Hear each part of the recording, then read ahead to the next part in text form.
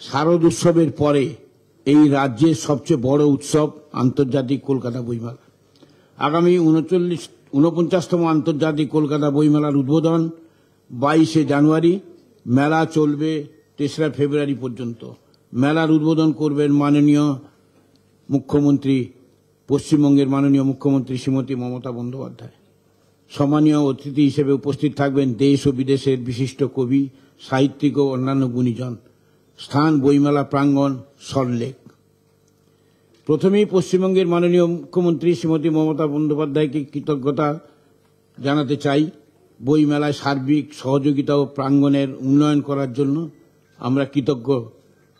নগর উন্নয়ন দপ্তর, কেএমডিএ, তথ্য ও সংস্কৃতি বিভাগ, বিধাননগর পুলিশ, কলকাতা পুলিশ, বিধাননগর পৌর সংস্থা সহ পশ্চিমবঙ্গ সরকারের অন্যান্য দপ্তরের কাছেও। আপনারা সকলেই জানেন, বেশ কয়েক বছর ধরে আন্তর্জাতিক কলকাতা বইমেলা পৃথিবীর বৃহত্তম পাঠকধন্য বই উৎসব। 2025 সালের বইমেলায় এসেছিলেন 27 লক্ষ বইপ্রেমী মানুষ।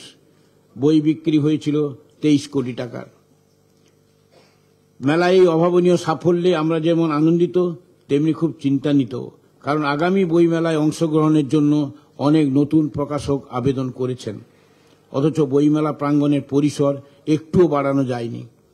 তা সত্ত্বেও গতবার আমরা সামান্য কিছু স্টল নতুন দিতে পেরেছিলাম। এবারও চেষ্টা করছি সামান্য দিতে পারবো, কিন্তু বেশিরভাগ দিতে পারবো না। আমরা অত্যন্ত আনন্দিত। আন্তর্জাতিক কলকাতা বইমেলায় এই প্রথম ফোকাল থিম কান্ট্রি হিসেবে অংশগ্রহণ করছে আর্জেন্টিনা, যে দেশের সঙ্গে ভারত তথা বাংলার অতি নিকট সম্পর্ক। আমাদের বিশ্বাস, এই অংশগ্রহণের মাধ্যমে দুদেশের মধ্যে পারস্পরিক সম্পর্ক আরও দৃঢ় হবে। আজ আমাদের মধ্যে রয়েছেন ভারতের আর্জেন্টিনা দূতাবাসের 2 জন প্রতিনিধি।